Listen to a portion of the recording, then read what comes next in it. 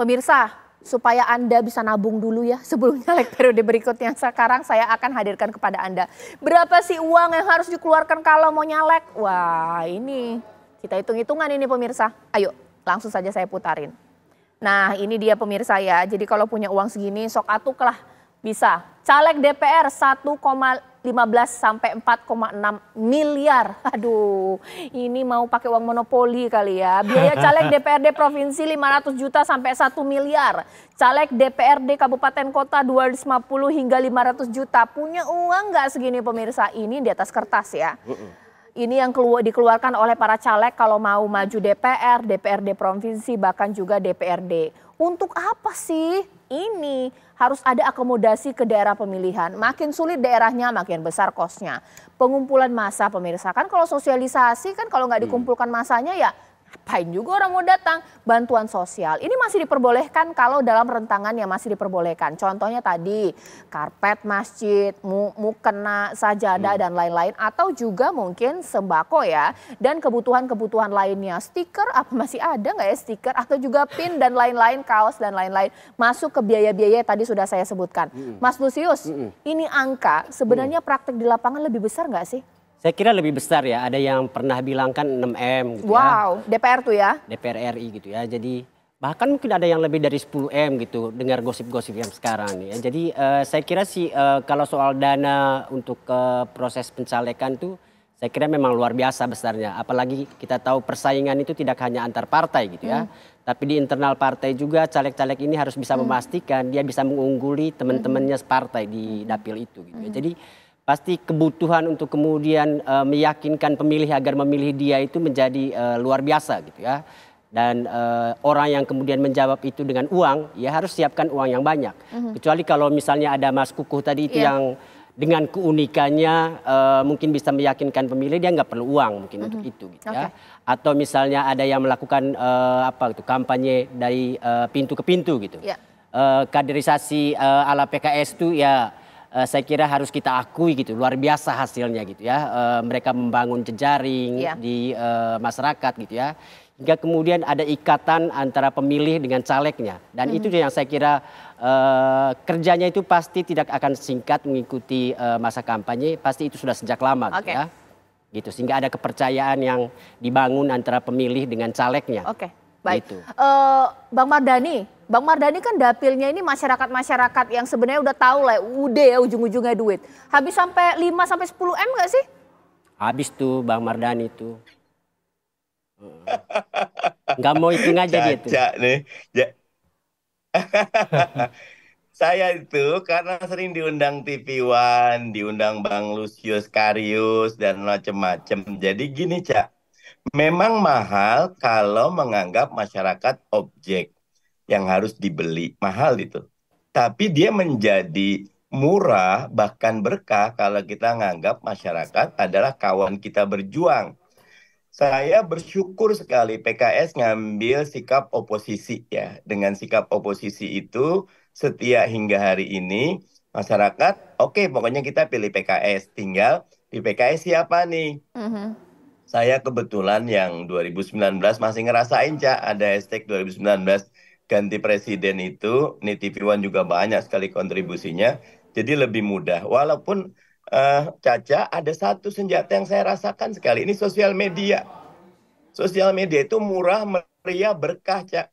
Saya di TikTok, di IG, di X, kadang di Facebook, di YouTube, itu jalan. Tetapi nanti kalau Caca lihat di YouTube tuh saya punya program Indonesia Leaders Talk. Sudah 3 tahun berjalan setiap minggu bareng Ustadz Rocky Gerung gitu loh. Itu bahas tentang segala hal. Jadi disiarkan di radio, di mana-mana gitu. Nah jadi brand mereka itu benar Ismail. Ismail 18 bulan sudah kerja karena dia naik dari provinsi ke pusat. Luar biasa itu Ismail. Kalau saya jagain di kota jauh lebih sulit. Nanti biasanya itu ada yang suara gede-gede itu. Mas Lusius kalau tahu itu. Biasanya basisnya kabupaten. Kalau kabupaten lebih stabil memang. Kalau kota lebih volatile. Sehingga bahkan sehat. Saya setuju sama Mas Lusius Karius. Bahwa masyarakat kian cerdas, masyarakat kian jadi subjek. Jadi jangan rendahkan pemilih. Tapi kalau Dikit lagi. Kalau lihat IG saya, kadang saya ketemu 2 orang, 3 orang, 4 orang, tapi betul-betul intimate itu. Dalam diskusi sampai grip dapat connected baru itu. Kalau Oke, banyak-banyak, ya, malah banyak ketipu gitu, Cak. Yang mahal oke, itu yang sering ketipu itu, Cak. Karena ya. banyak uncal, Cak. Usaha nipu calon, banyak sekali. Banyak yang sampai ngamuk ya. Betul, betul. Baik, Bang Mardhani tahan dulu. Sekarang saya ke Mas Kukuh. Mas Kukuh, maaf ya, ini ada pertanyaan yang saya harus tanyakan karena ini salah satu pertanyaan dari masyarakat. Mas Kukuh ketika nyalek sebenarnya terpikir tidak memang mau menang atau jangan-jangan ya iseng-iseng aja lah atau mungkin ada yang menawarkan uang sekian supaya nyalek meramaikan surat suara atau memang seru-seruan aja, nating tulus saja. Bagaimana Mas Kukuh? Memang saya niat, jadi ini pembuktian bahwa kita punya hal yang sama, walaupun memang logistik itu pasti berperan penting juga, tetapi yang terpenting adalah kita niat. Apapun itu kan kalau niat ya ada jalan dan pembuktian bahwa semua itu punya hal sama untuk kita mencalonkan diri. Nah, seperti itu. Makanya untuk mengakali yang saya tidak gablek duit ini kan, akalinya tidak membuat kumpulan mengundang orang seperti caleg lain.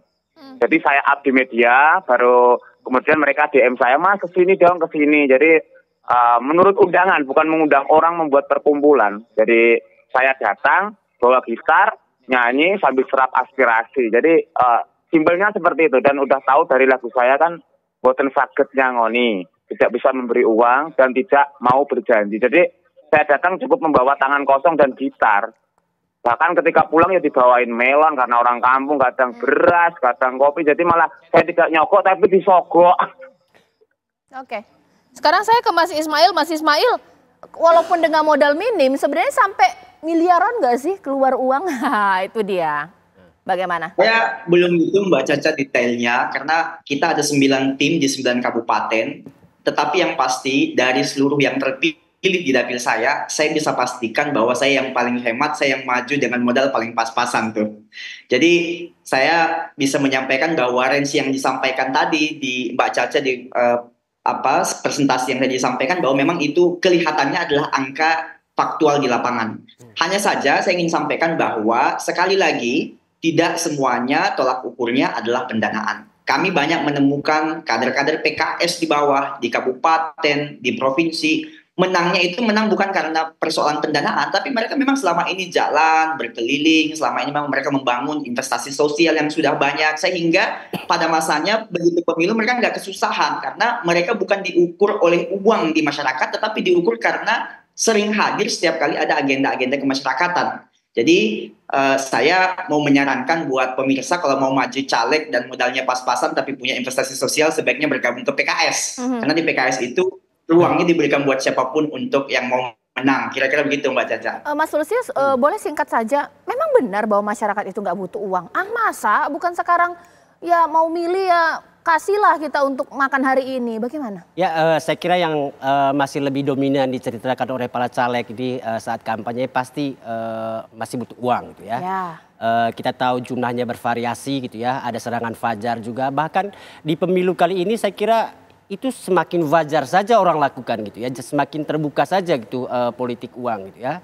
Karena mungkin merasa bahwa Bawaslu tidak pernah akan menindak yang begitu-begitu gitu ya.